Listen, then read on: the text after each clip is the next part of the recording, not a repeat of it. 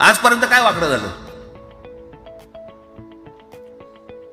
आपल्या संरक्षण खात्यामध्ये घ्या.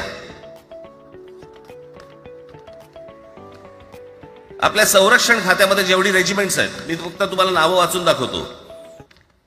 मद्रास रेजिमेंट आहे, राजपुताना रायफल्स आहे, राजपूत रेजिमेंट आहे, डोगरा रेजिमेंट आहे, सीख रेजिमेंट आहे, जाट रेजिमेंट आहे, पॅराशूट रेजिमेंट आहे, पंजाब रेजिमेंट आहे, ग्रेनेडियर्स आहेत, सीख लाईट इन्फंट्री आहे, मराठा लाईट इन्फंट्री आहे, गढवाल रायफल्स आहे, कुमाऊ रेजिमेंट आहे, आसाम रेजिमेंट आहे, बिहार रेजिमेंट आहे, महार रेजिमेंट आहे, जम्मू काश्मीर रायफल्स आहे, जम्मू आणि काश्मीर लाईट इन्फंट्री आहे, नागा रेजिमेंट आहे, गोरखा रायफल्स आहे, गोरखा रायफल्स आहे, त्याच्यानंतर तुमचं लडाख स्काउट्स आहे, अरुणाचल स्काउट्स आहे, सिक्कीम स्काउट्स आहे. इतक्या राज्यांच्या आज आपल्या संरक्षण खात्यामध्ये लोक आहेत आणि इतक्या रेजिमेंट्स आहेत. शत्रू दिसला की एकत्र तुटून पडतात ना. भाषेचा प्रश्न येतो कुठे?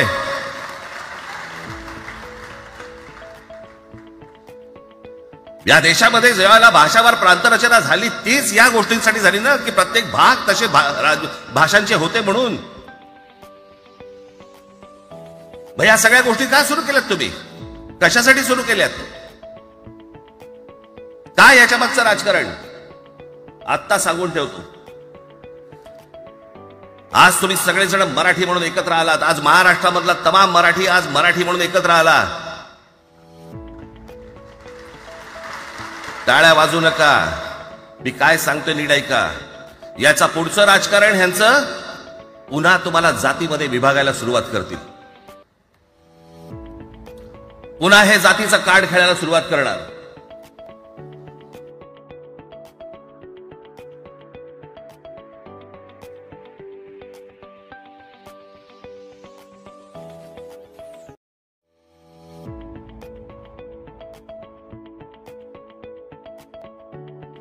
मराठी म्हणून तुम्हाला कधी एकत्र येऊ देणार नाहीत.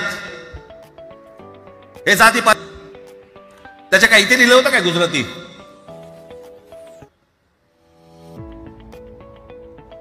पण एवढंही आपल्याकडे काही जे चॅनल मध्ये, मराठी नाही इतर चॅनल मध्ये, हिंदी आणि याच्यात गुजराती माणसाला मारला. कुठच्या गुजराती माणसाला मारला?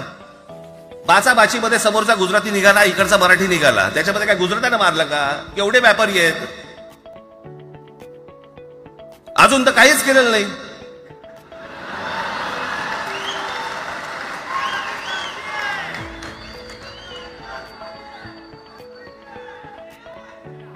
अर्थात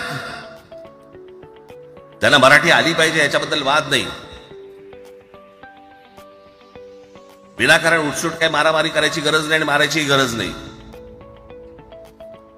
पण जर जास्ती नाटकं केली तर कानाखाली आवाज काढलाच पाहिजे तुम्ही.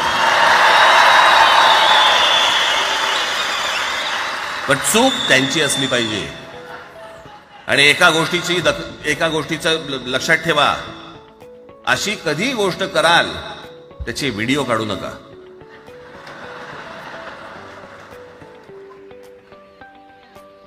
आपल्यामध्येच त्यांना कळलं पाहिजे. कळलं का? मारणारा कधी सांगत नसतो, मार खाणारा सांगत असतो मला मारला म्हणून. त्यांना सांगू देत. पण याचा अर्थ उठसूट कोणालाही उगाच मारायचं काही कारण नाहीये. अनेक लोक आहेत, अनेक गुजराती लोक आहेत, माझ्या अनेक परिचयाचे आहेत.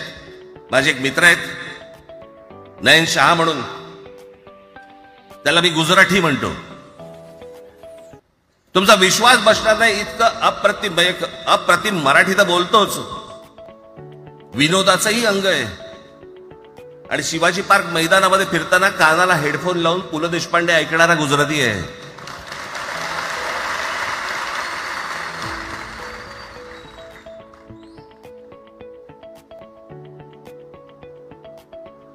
मी मगाशी तुम्हाला सांगितलं की हे मराठीचं बाळकडू, आमच्यासाठी ते बाळकडूच होतं.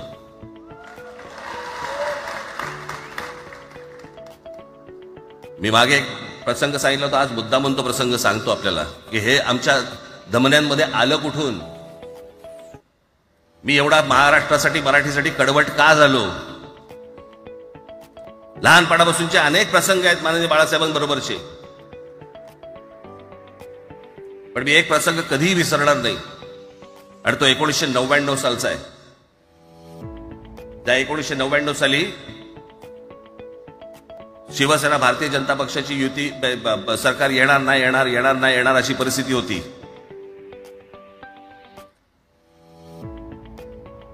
पवार साहेब त्यावेळेला त्यांनी राष्ट्रवादी काँग्रेस पक्ष स्थापन केला होता. वेगवेगळे लढले होते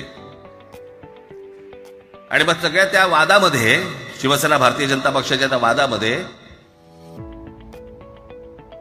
काहीच होईना. दिवसामागून दिवस चाललेत परंतु काही होईना. एके दिवशी मी मातोश्रीला खाली बसलो होतो. दुपारची वेळ होती. अचानक 2 गाड्या लागल्या. साधारणपणे 3:30-4 वगैरे वाजले असते. ते जरा वेळेला नाव विसरतो. पुण्याचं कोण तो जावडेकर, प्रकाश जावडेकर आणि काही मंडळी आली. मला म्हणाले, राज बाळासाहेबांना अर्जंट भेटायचंय. म्हटलं आता ते भेटणार नाही. म्हटलं ती त्यांची झोपायची वेळ आहे. नाही म्हणे अर्जंट आहे.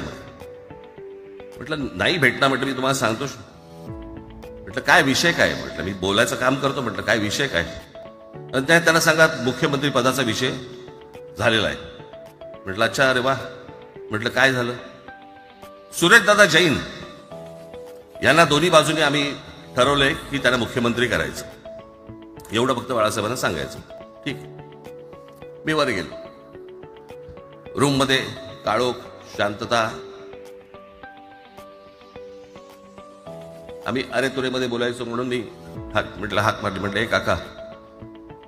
गाढ झोपले होते. म्हटलं काका उठ. हे काका उठ. माझ्या बघितलं माझ्याकडे. काय रे. म्हटलं नाही ती सगळे खाली जावडेकर वगैरे सगळी मंडळी आलेत. म्हटलं बरं मग. नाही ते म्हणतात ते मुख्यमंत्री पदाचा विषय झालाय म्हणून. म्हटलं ते मला काय झालं. ते म्हणाले सुरेशदादा जैन यांना मुख्यमंत्री पदासाठी दोन्ही जणांनी सांगितलं की करायचं म्हणून. असं माझ्याकडे बघितलं त्यांना जाऊन सांग महाराष्ट्राचा मुख्यमंत्री मराठीच होईल, दुसरा कोणी होणार नाही.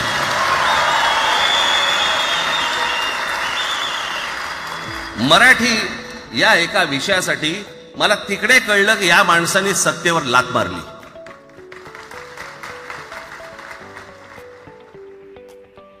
हे संस्कार ज्या पोरावरती झाले असतील तो मराठीसाठी तडजोड करेल काय.